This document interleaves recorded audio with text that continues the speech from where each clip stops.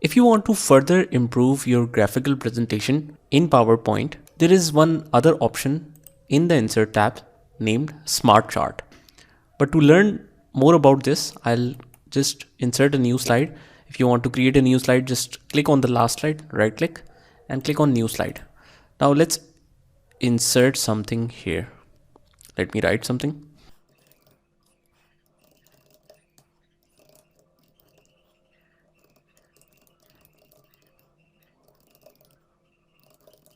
Now you can see that these points are under bullet points. You can convert it in a SmartArt. That means these points will be shown as a chart, which is very effective for the presentations.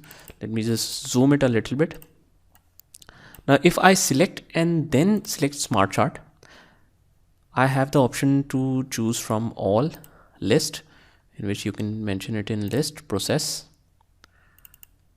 and we have a couple of other options as well, but let's stick with the process. And if I scroll down, I can find this option. So just select this and click OK. Now you will notice that it doesn't automatically transfer all the bullet points to this chart. That means we have to manually mention each of them. So either you can mention it from here, or you can just simply close it, readjust the size to adjust it on your charts, and then write the points. Now you will notice that when I start writing, it will automatically readjust the text to fill it within that box. Now this smart chart contains 3 shapes. If I want to insert one shape after, just right click and click on add shape after. So it will insert the new shape. You can extend the size. And last point is, so this inserted our chart, but all of these shapes are in same color. So I can change the color scheme. You can change it to multicolors, something like this. You can change the effects of it, and you can even change colors manually from change colors and then go to recolor pictures in SmartArt graphics.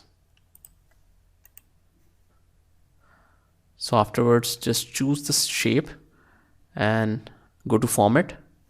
Now if you notice, if you selected the shape, you will see this 2 special tabs related to the SmartArt tools, design and format.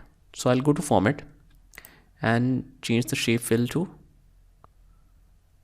let's make this one to dark in color.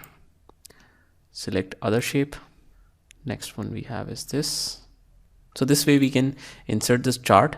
Now if I want to change this kind of smart chart to another sequence, so just select it overall from the corner. If you select once, it will select the complete smart art with all the shapes.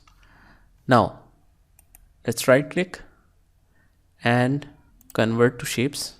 Now let's right click and click on layout. You can see this layout here, and if you want to change it to any other sequence, you can see the previews like this. For example, this is good. Change it to this. Now I've changed the shapes. You can enlarge it. Afterwards, you can just reset it to the original sequence. And that's how we insert smart charts.